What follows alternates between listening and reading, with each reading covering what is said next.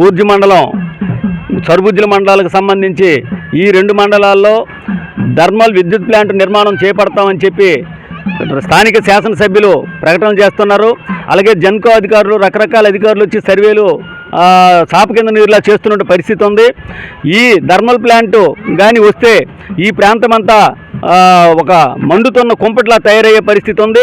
ఎందుకంటే ఇప్పటికే థర్మల్ ప్లాంట్ని శ్రీకాకుళం జిల్లాలో సోంపేటలో కానీ కాకరాపల్లిలో కానీ ప్రజలు ఐక్యమై పోరాడి తిప్పికొట్టినటువంటిది.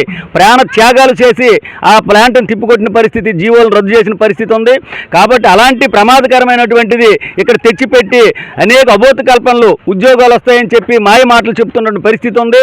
ఉద్యోగ అవకాశాలు ఇవ్వాలనే ప్రేమ, అభిమానం ప్రభుత్వానికి బాధ్యత ఉంటే అనేక వ్యవసాయ ఆధారిత పరిశ్రమలు తీసుకురావచ్చు, ఉద్యోగాలు ఇవ్వచ్చు. అంతేగాని థర్మల్ ప్లాంట్ తెచ్చి ఇక్కడ ఉద్యోగాలు ఇస్తామంటే ఏం ఉద్యోగాలు వస్తాయి? చదువుకున్న చదువులేంటి?